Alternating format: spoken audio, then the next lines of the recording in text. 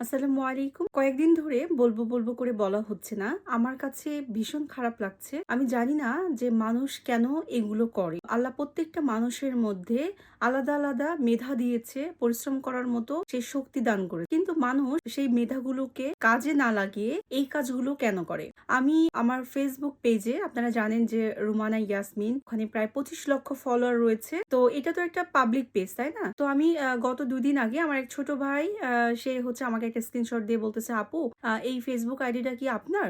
তো পরে আমি তো অবাক হলাম যে না, এই ধরনের Facebook আইডি তো আমার না। ইভেন ফ্রেন্ড সেও আমাকে স্ক্রিনশট দিয়েছে এবং সেও বলতেছে যে এটা আমার আইডি কিনা। আমি মানে আমি কিছু মনে করতাম না যে আমার ছবি ইউজ করে, যেহেতু একটা পাবলিক পেজ এটা ইউজ করতেই পারে, ছবি নিতেই পারে। কিন্তু সেক্ষেত্রে আমার ছবি নিয়ে আমার ফ্রেন্ড লিস্টে থাকা মানুষগুলোকে খুঁজে পার্সোনাল টেক্সট করতেছে যে আমি অমুক দেশের প্রবাসী, আপনার হোয়াটসঅ্যাপ নাম্বারটা দেন, আপনার সাথে কথা আছে, হ্যাঁ?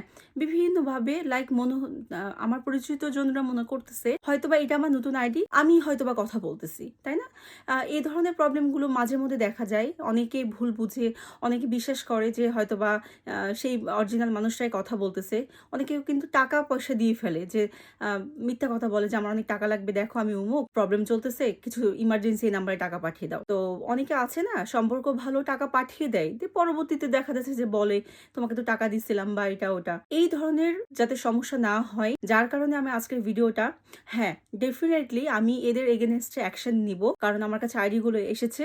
কারণ আমার কাছে ভীষণ খারাপ লাগতেছে যে আপনি আমার ছবি একে তো ইউজ করতেছেন উইদাউট পারমিশন ছাড়া। যদি এটা পাবলিক পেজ, তারপরে সেক্ষেত্রে আপনি আমার পরিচিত মানুষদেরকে আপনারা টেক্সট পাঠাইতেছেন আমি সেজে। হ্যাঁ? তো এটার জন্য তো আমি ডেফিনিটলি অ্যাকশনে যাব, যে বা যারা এ ধরনের কাজে লিপ্ত বা করতেছেন। এক। আর দ্বিতীয় কথা হচ্ছে, আমার শুভাকাঙ্ক্ষীদেরকে আমি রিকোয়েস্ট করব যে আমার Facebook আইডি, পার্সোনাল আইডি, ওটা হচ্ছে একটাই আইডি যেটা রোমানা ইয়াসমিন নেম, এবং পেজ যেটা এখন আপনারা আমার ভিডিও দেখছেন বা যেখান থেকে দেখতেছেন, ইউটিউব চ্যানেল বা টিকটক যেখান থেকে দেখতেছেন, আমি রিকোয়েস্ট করব যে এই ধরনের ফেক আইডি বা পেজ থেকে আপনারা বিরত থাকবেন।